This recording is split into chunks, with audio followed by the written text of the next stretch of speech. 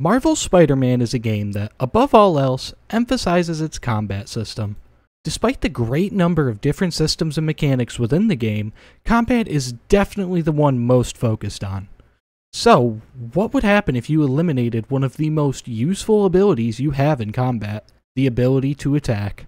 What if you disabled the use of the attack button altogether?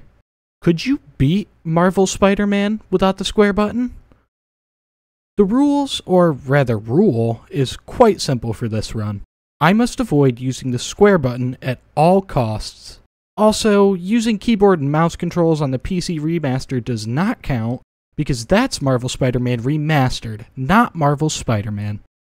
Not really. The real reason is that I don't have the remaster on Steam, and also because that would make for a very boring video. Anyways, with all that out of the way, let's get into the challenge. To start, I selected Ultimate Difficulty, the highest in the game. I also turned on the autocomplete QTE setting. This let me skip a great number of square presses, since a lot of the QTEs in this game require it. The first fight in Times Square wasn't difficult, but it did take me a while. My main method of attack was the web strike, which hits significantly slower than a normal attack. With the added restriction of only having my basic web shooters, it would take me about 3 to 5 business days to take down even one of Fisk's guys. Rather than continue to spend 20 minutes per enemy, I decided my best move was to drop the difficulty down to Amazing, which is this game's default. The enemies still took a while to go down, but by simulating Arkham combat, I eventually managed to take them all out. With Times Square secured, I headed to Fisk Tower, where I went through a few more combat encounters. None of these were particularly hard, since I quickly learned that webbing enemies to walls was far more efficient than trying to knock them out with continual web strikes. Breaking into the server room, I made great use of throwable objects and a few webs to quickly clear the room. I then hacked into Fisk's computers to prevent him from deleting his search history. It was immediately after regaining control of Spider-Man that I ran into some trouble. As soon as the cutscene ended, the game prompted me to perform an airstrike on this enemy, and completely froze until I did so. I tried everything I could think of to avoid this, but not even the pause button works while in this state, making this the first required square press of the run. The next few fights were fairly easy, but more trouble arose when I faced off against the corrupt cops. In this fight, shield enemies were introduced. The game provides a short tutorial on them by prompting you to web strike and then dodge under this one before striking him in the back. No matter what I tried, pressing square here seemed unavoidable. On one attempt, I did manage to get Spider-Man to web strike instead of attacking normally, but I pressed square to get him to do this.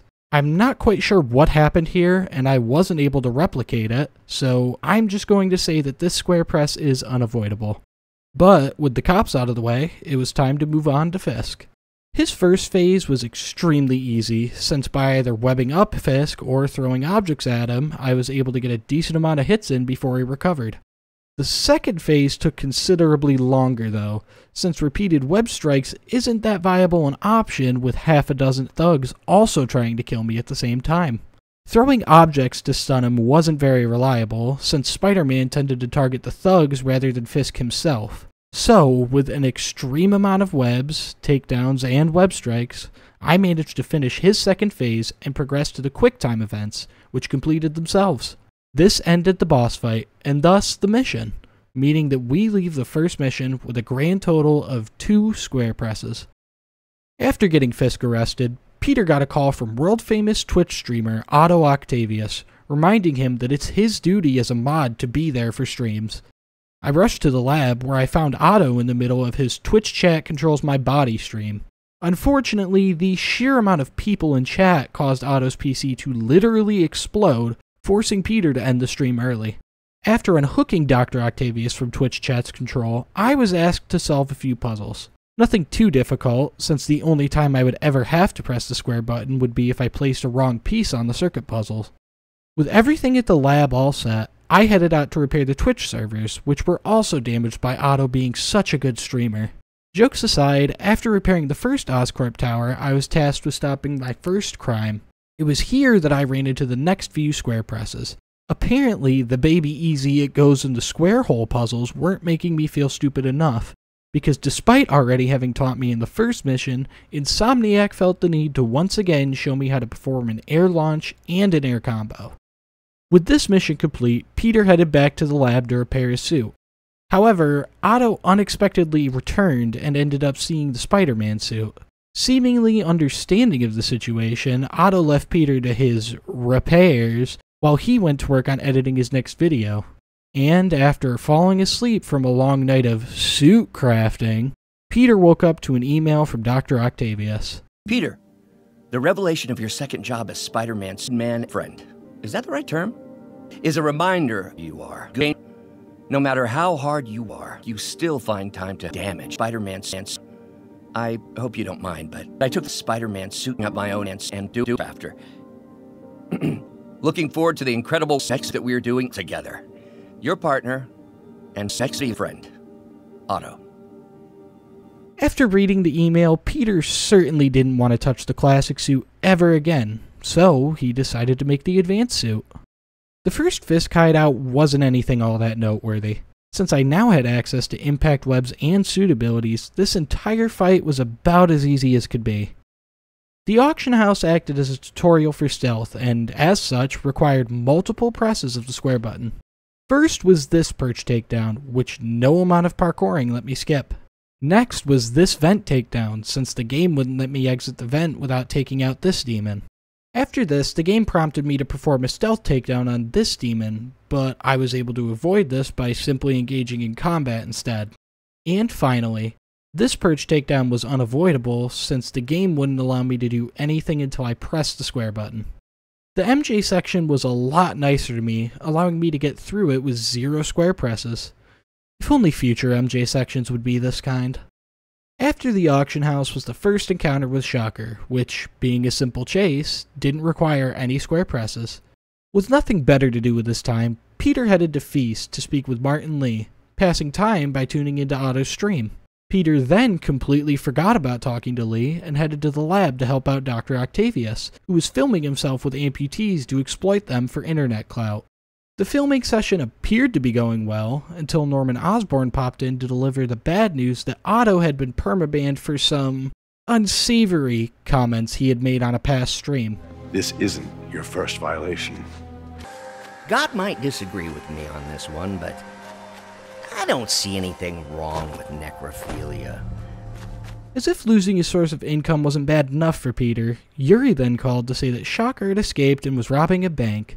The Shocker boss fight did unfortunately require square presses to be completed. The first 2 phases were simple enough, only requiring me to throw some debris at Shocker and then unleash a flurry of web strikes. The third phase complicated things a bit though. You see, Phase 3 pins Shocker in place and stops the spawning of throwable objects. The way you have to damage Shocker now is by pulling down these pillars and collapsing the structure on top of him. The game demands that you press the square button to pull down the pillars, even if the autocomplete QTE option is turned on. At least the change button taps to holds option exists, since this allowed me to just hold the square button rather than mashing it. With Shocker down, I decided to spend some time gathering research tokens. Rather than actually completing the research stations like I had done earlier, I realized that if I just unlocked the station, I would get a free research token. The game must have caught on to what I was doing though, since it quickly put a stop to my genius strategy. After loading back into the game, Yuri sent me to a shipping yard to investigate Fisk a little bit more. I managed to stealth my way through the majority of these enemies, but ended up finishing off the last few with combat after I got spotted. Then, Jefferson Davis showed up and helped me craft the electric webs by sliding his taser through the non-existent gap under the door. One simple detective and combat section later, I was thrown into a car chase with these demons, where I was forced to press square to stop the truck. Twice for the demons in the back, and once for the driver. Nothing interesting happens in the mission Home Sweet Home other than this weird cutscene glitch, so let's just skip straight to Straw Meet Camel. The beginning of this mission ended up being considerably easier than I thought it would be. By now, my go-to strategy was to just use web strikes to push an enemy up against a wall, and then repeatedly web them until they got stuck to said wall, which all but trivializes combat. I wish I could say that the rest of this mission was that nice, but that would be a lie.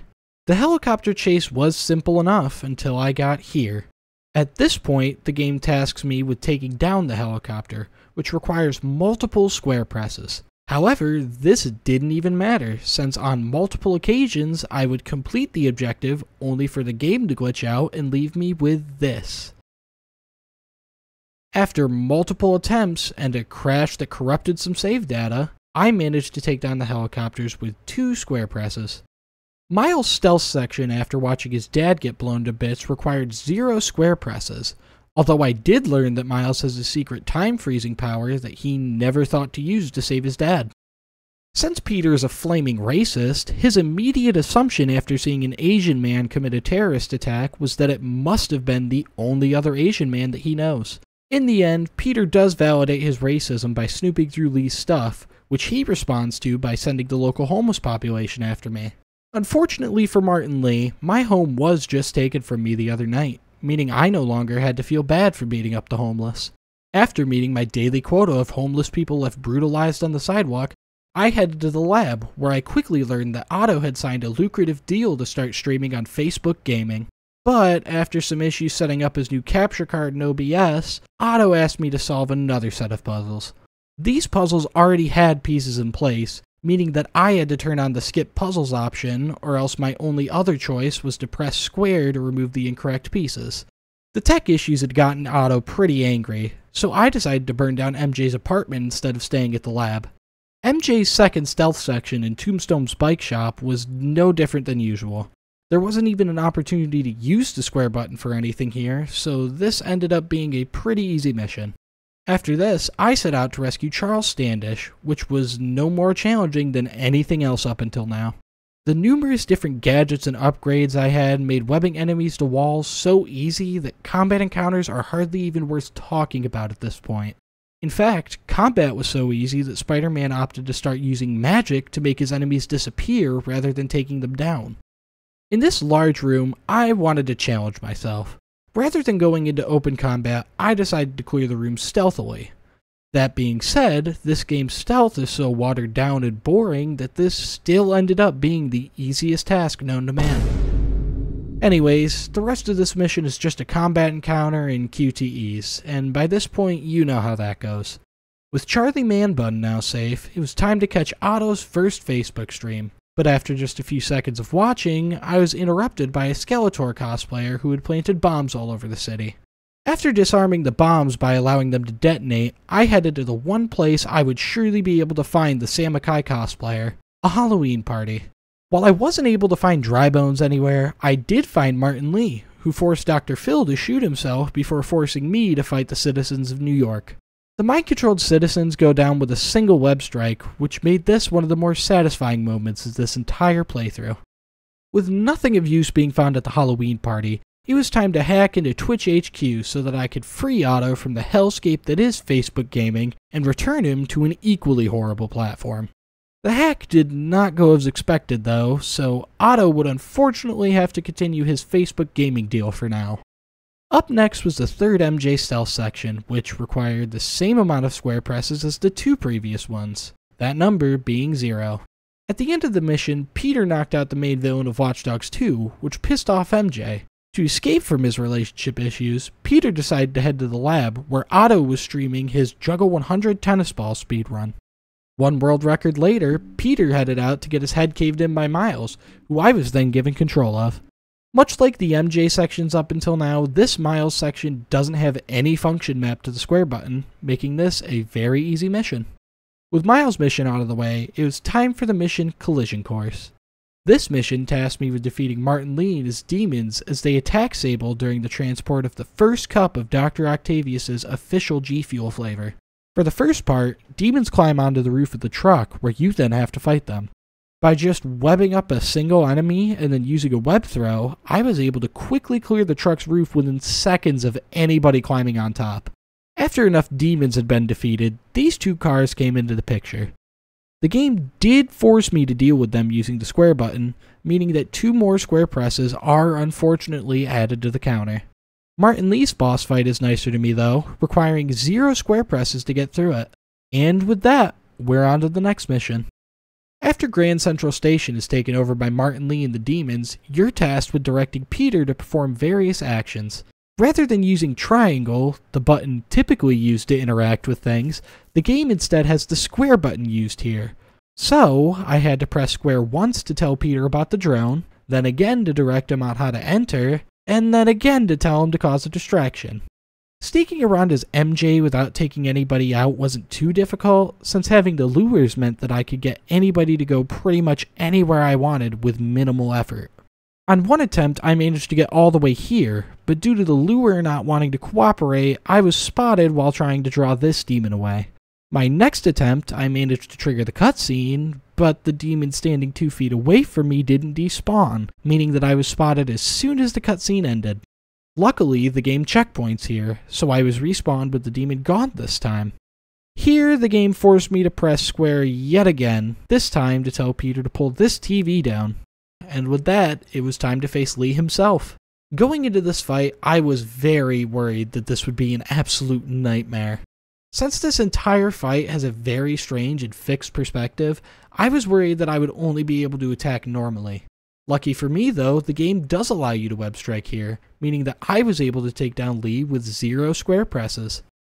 After taking out Lee, the game asks you to do some side missions, so I talked to Howard and promised to retrieve and return all 12 of his pigeons. With an empty promise now made to Howard, I headed back to the lab where Otto filled me in on his newest project, Chat Control's real-life tentacle hentai. He then asked me to run some tests on the tech, which came up with some mixed results.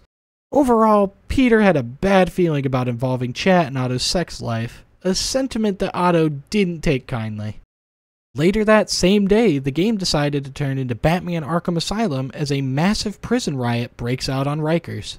This mission is pretty much all combat for the first half, and at this point, I'm running out of ways to say that I easily took down an army of 100 enemies with nothing but some webs and the ability to toss things around. So let's just skip straight to the interesting parts.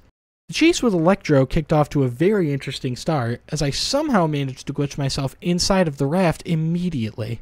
Electro must have been just as confused as I was, because rather than running away, he decided to stay in place. I have no idea how I did this, but it was pretty neat being able to explore this weird space that I was never intended to access. After falling through the map, I got far enough away that the mission failed, restarting the chase, which worked properly the second time. Later on in the chase, I got myself stuck running against this wall in slow motion, but after a bit, I did manage to free myself, ending the chase and thus the mission. After getting absolutely railed by half of Spidey's rogues gallery, Dr. Octavius revealed himself to be the one behind the prison break. It really caught me by surprise in the moment, but in retrospect, this audio log I found earlier made a lot more sense now. Norman has banned us, and soon the lab will be out of funds. Norman Osborn cannot be trusted. If Norman has the chance to ban my Twitch, he'll take it. Norman made face essential. I think it's time for me to kill Norman. I have only one thought on my mind now. Norman lying in tatters before me. Norman Osborn will shuffle off this mortal coil. Peter, if you're listening to this, please know that I am evil. Please know that I am insane. I hope that if we meet again, it will be on Twitch.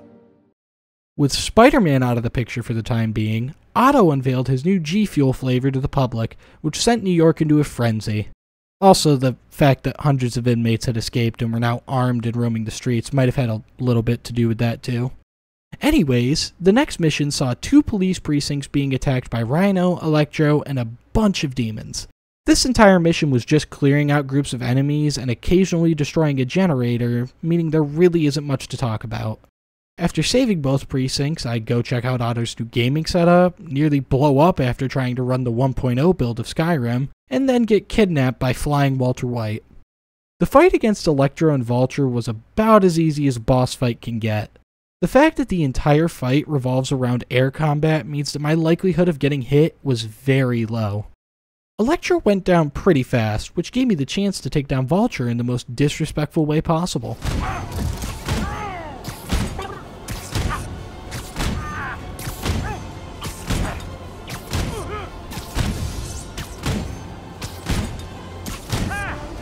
Overall, this boss fight was far easier than I ever thought it would be, and I wasn't exactly expecting to be challenged by these two. One rooftop nap later, it was time for an acid trip. This mission is mostly traversal, so the only interesting thing to talk about is this weird glitch I encountered with the greenhouse. For whatever reason, Peter phased through the roof of the greenhouse and caused the next part of the mission to load. Since I entered the greenhouse in such an unusual way, the first quest marker never went away. I don't know what caused any of this to happen, but this wasn't the first time Spider-Man had mysteriously phased through walls, so I'm beginning to think this might just be a new power I don't know about. After this was another Miles stealth section, because May thought it would be a great idea to let a teenager wander the city while hundreds of escaped convicts were roaming the streets with rocket launchers. Once again, the square button serves no purpose when playing as Miles, so this adds 0 presses to the counter. Having successfully gotten Miles killed by Rhino, it was time to take on Rhino and Scorpion as Spider-Man. This fight was the first encounter in hours to give me any sort of challenge. Maybe I just suck at the game, but this boss fight actually had me near death multiple times.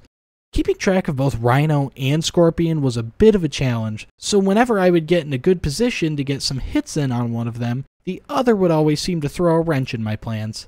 They did also manage to combo me into oblivion a few times, but most of their attempts at teamwork were less than effective. The damage I dealt was pretty evenly distributed between the two of them, so I ended up taking Rhino out just a few seconds after Scorpion. They then decided that they'd rather roleplay as Walter and Skyler than try and kill me, allowing me to end the mission with 0 square presses. The next mission is spent entirely as MJ, and began with me having to rally up disgruntled citizens like I'm a mother of 12 ranting in Target.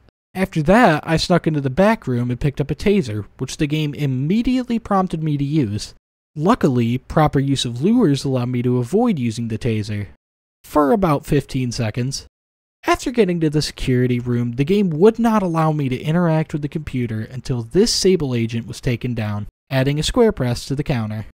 Heading upstairs, I was able to completely avoid using the taser on these Sable agents while sneaking to the hidden room. I also managed to avoid tasering anyone on my way back to the balcony, but it was here that I realized the game was lying to me. Since the objective here was clear the balcony, I was hopeful that leading the Sable agent away with lures would be enough to satisfy that objective.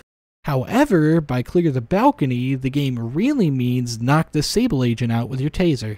So, unfortunately, I was required to press the square button. Next up was the Oscorp lab, which was about as difficult as you'd expect. That is to say, it wasn't. Once again, I challenged myself with staying in stealth as long as possible. And once again, this did nothing to make things more difficult. The subsequent fight with the Jetpack Sable agents wasn't anything to write home about either, since they seemed to be especially weak to web strikes. Spider-Man once again showed off his secret teleportation powers, made a new friend, and then headed inside to face Martin Lee for the 16th time. Fighting a man with the same fashion sense as an Othello piece is about as easy as it sounds.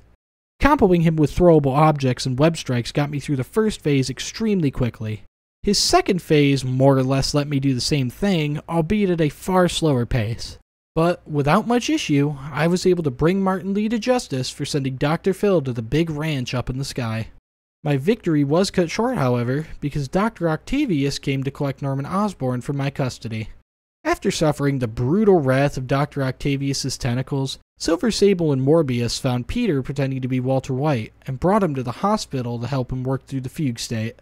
But, with Otto still on the loose, there wasn't time to waste. Peter got to work building his new suit, while Otto got his IRL stream up and running. But Peter doesn't appreciate that kind of low-effort content, and had to step in to shut the stream down once and for all. Doc Ock's boss fight was by far the most difficult part of this entire run. Stunning him was easy enough with the amount of gadgets and throwable objects around, but the amount of web strikes I was able to get in before he recovered was nowhere near the amount of normal attacks I would have been able to get in. After stunning him, I could get 2 web strikes in, but if I wanted to avoid being damaged in the process, I could only get 1. Throwing objects at him didn't seem to actually damage him, just stun him, meaning web strikes were the only attack method I had. It took me over 10 minutes to get him to do his attack where he electrifies the floor. It took almost another 20 before I got him to phase 2 of his fight. This was with me consistently doing damage and not dying at all, and it still took nearly half an hour to get him to Phase 2. As if that wasn't bad enough, Phase 2 occurs after Otto destroys Peter's web shooters, meaning that there's no gadgets and no web strikes. So, if square was my only method of attacking Otto, then how many times did I have to press it? Well, if you guessed 32, then you would be correct. And don't let my phrasing here make you think that I was able to do this first try, because in this second phase, it's possible for your attacks to land, but Otto not react to them. And since I didn't know if the attacks were still doing damage when this happened, I had to retry the fight over and over again until I could properly connect 32 attacks in a row. But after many resets and a lot of patience, I landed all 32 attacks, defeated Otto, and proved that no, you cannot beat Marvel Spider-Man without pressing the square button. You can beat Marvel Spider-Man without pressing the square button more than 54 times though. If you made it to the end of the video, thank you. I know most of you probably subscribed for Arkham content, but Marvel Spider-Man is one of my favorite game franchises, so expect a lot of content on these games as well. If you're not already subscribed, then really, what are you doing with your life? Be sure to like or dislike, comment, and subscribe. And lastly, if you're interested in discussions about media and writing, be sure to check out the Pineapple Pie podcast. That's all I have for now. See ya.